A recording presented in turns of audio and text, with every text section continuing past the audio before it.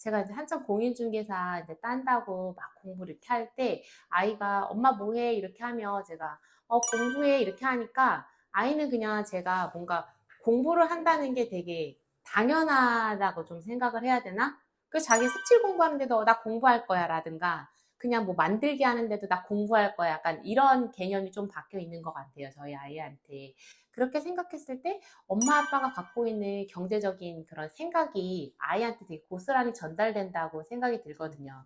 엄마 아빠가 마트에 갔을 때 같은 물건을 보고도 부정적으로 얘기하는 엄마가 있고 긍정적으로 얘기하는 엄마가 있고 그걸 가지고 아이한테 교육하는 엄마가 있고 그런 것들이 다 아이에게 전달된다고 생각하기 때문에 부모의 생각이 아이한테 전달된다는 생각을 제가 가지고 있고요. 저도 이제 아이가 처음 아이고 제가 어른일 때 그 경제 습관 하는 거랑 아이랑 너무 달라가지고 초반에 저도 좀 헷갈린 적이 있었는데 한 번은 아이 슬라임 사려고 문구사 혼자 갔거든요. 근데 너무 종류가 많아가지고 문구사 그 사장님한테 여쭤봤어요. 이거 종류 어떤 거 사야 되냐고 애가 처음 갖고 노는데 그랬더니 자기도 모른다고 그냥 아이들이 알아서 가져간다고 하시더라고요. 그래서 저도 이제 하나 잡고선 그냥 계산하려고 했는데 갑자기 이제 말을 시키시는 거예요. 그러면서 이거 얼마 안 하는데 다음부터는 와서 애가 고를 수 있게 하라고 얘기를 하시더라고요. 그래서 아, 네, 알겠습니다. 이렇게 해서 가려고 하는데 초등학교 바로 앞에 있는 문구사였어요. 그러면서 아이들이 물건을 많이 훔친다는 얘기를 많이 하시더라고요. 그게 잘 살고 못 살고의 그런 차별이 없다고 하시면서 초등학교에서는 아이들만의 그런 유행하는 것들? 그런 게 있는데 엄마가 쿠팡을 통해서 그냥 대량 주문 같은 거를 해서 아이의 의사를 묻지 않고 그냥 시켜놓는다고 그 문구사 사장님께서 그렇게 직접 말씀하시더라고요.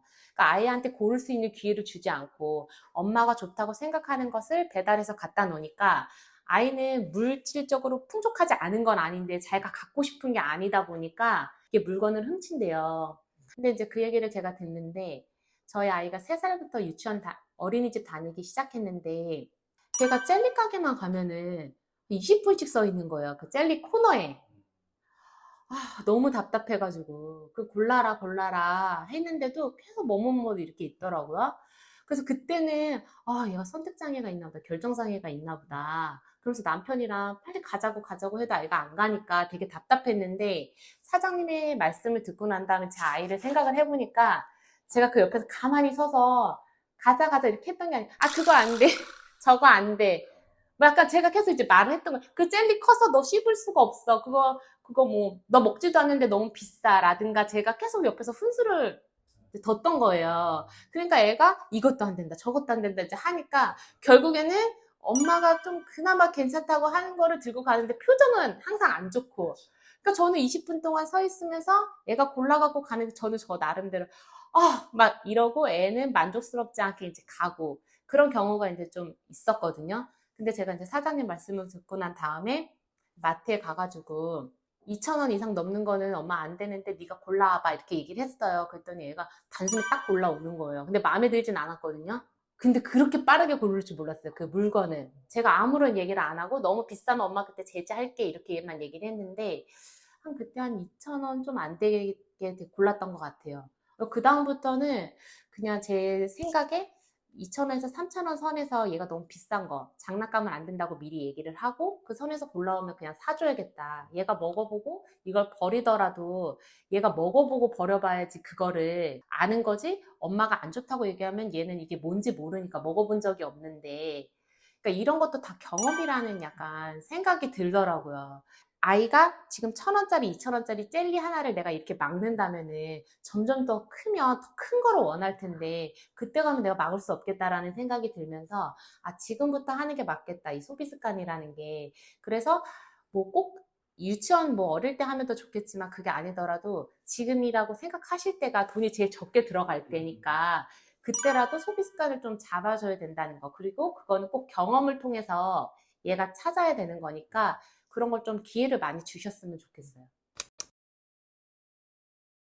제가 생각하는 이제 아이들 할 수 있는 경제 체험이 요즘 아이들이 알바를 진짜 많이 해요. 아르바이트를 많이 하는데 그 하는 아이들을 이렇게 봤거든요. 근데 부모님들이 생각보다 아이들이 아르바이트에서 한 돈을 터치를 안 하시더라고요.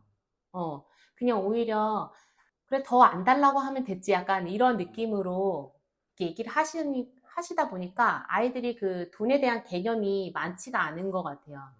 아이들이 돈이 뭐가 이렇게 필요하냐 이렇게 생각하실 수 있지만은 요즘 아이들 노는 게 거의 성인들 데이트하는 수준으로 영화도 봐야 되고 뭐 카페도 가야 되고 초등학교 애들끼리도 카페를 가는 이제 시대이기 때문에 애들이 돈이 생각보다 많이 필요하거든요. 근데 이제 부모님 그 이해를 못 하시고 또 그 돈을 전부 다 대주실 수 없으니까 아이들이 아르바이트를 한다고 했을 때 좀 공부를 안 하는 아이들이 아르바이트를 한다 그러면 아 그래 너 마음대로 해라 약간 이런 느낌도 좀 있고 공부를 하는 애들이 하면 아, 엄마가 돈 줄 테니까 너 그냥 공부만 해. 약간 이런 식으로 좀 많이 나뉘시기는 해요. 근데 꼭 공부하는 애를 아르바이트 시켜라 이렇게 말씀드리는 건 아니지만 아이들이 그 아르바이트 하는 비용이 어떻게 보면 자기가 한 달이든 뭐 주급이든 받는 돈이잖아요.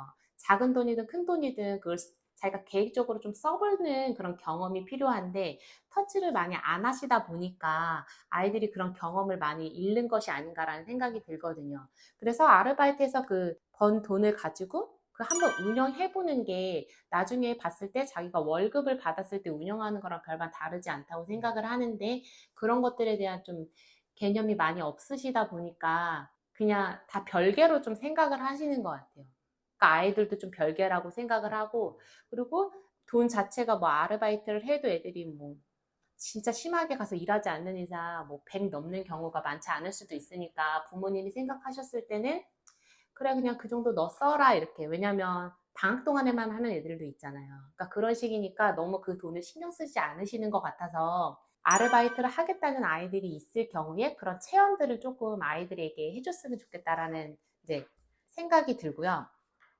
그리고 당장에 뭐 이렇게 쓰는 그런 것보다 좀 미래를 생각하고 쓸 수 있는 돈들 그런 것들을 좀 체험을 통해서 해주시는 게 좋은데 저는 뭐 경제 체험이라는 게 되게 여러 가지가 있겠지만은 제가 생각했을 때 저희 아이한테는 저는 아이가 한 중학교 그 좀 경제 개념이 어느 정도 잡히면 집안에 있는 그런 뭐 제 월급이라든가 남편 월급이라든가를 한번 줘서 네가 한번 운영해봐라. 이 돈이 어떻게 되는지 그런 생각을 좀 가지고 있거든요. 그러면 아이가 아, 이게 생각보다 이 가정 하나를 운영하는데 돈이 이렇게 많이 드는구나. 이게 세세하게 이렇게 많이 들어가는구나라는 거를 아이가 체험해 볼 필요가 있다고 생각이 들어서 그런 걸 좀 경험을 해봤으면 좋겠어요. 저는 돈이 없으면 이제 알게 되는 게 기회비용이라고 생각을 하거든요. 그러니까 돈이 없으면은 항상 뭐를 해도 아, 이거 하면은 이거를 포기해야 되고 이거를 하려면 이런 생각을 항상 하게 되는 거예요. 그래서 아 이게 돈이 없다는 게 이런 거구나라는 거를 제가 혼자 일을 하면서 할 때는 그런 생각을 해본 적은 없었는데 이제 아이를 키우다 보니까 돈이 있고 없고를 떠나서 아이가 해달라는 거를 물론 다 해주고 싶지만 다 해줄 수는 없잖아요. 그게 뭐 어렸을 때 젤리에서 시작하지만 이제 점점 크면 더 비용이 비싸질 텐데 그럴 때마다 아, 돈이 없다고 돈이 없다 이렇게 얘기할 수도 없고 그렇게 되면 이제 속으로 얘를 이거 해주면 다음엔 뭐를 못 해주고 약간 이런 것들이 좀 저는 돈이 없을 때 제일 크게 일어나는 것들이 아닌가라는 생각이 들어서 기회비용 자체가 그래서 그런 생각을 하다 보니까 아 마인드가 되게 가난하구나 라는 생각이 드는 거예요. 내가 돈을 벌어서 뭐 이렇게 해줘야겠다는 생각보다 아 이거를 못하면 이걸 못하고 약간 이런 거 생각한다는 자체가 마인드 자체가 되게 가난하다는 생각이 약간 들어서 그런 거 좀 조심해야겠다라는 생각이 들었고요. 그리고 제가 생각했을 때 되게 열심히 사는 사람들이 많잖아요. 진짜 길가에서 폐지 줍는 분들도 진짜 열심히 사시거든요. 새벽부터 나와서. 저도 진짜 되게 열심히 살았고 했는데 열심히 산다고 자기가 원하는 삶을 사는 것 같지는 않더라고요. 이런 거를 제대로 살기 시작하면은 아이도 어떤 거를 결정할 때 돈에 구애받지 않을 것이고 자기가 하고 싶은 거 할 때 떳떳하게 할 수 있고 그런 것들을 좀 알게 되면서 아, 이게 돈이 있고 없고의 차이구나 이런 생각을 많이 하게 됐거든요. 그러면서 아이한테는 돈이 자기의 어떤 선택을 할 때 걸림돌이 되지 않았으면 좋겠다라는 이제 생각을 하게 되고 그러면서 뭔가 아이한테 열심히 공부해 약간 이런 것보다는 아 내가 아이한테 최대한 가르쳐 줄 수 있는 것을 가르쳐 주고 그리고선 아이가 거기서 좀 선택을 했으면 좋겠다 그런 생각을 하게 된 것 같아요.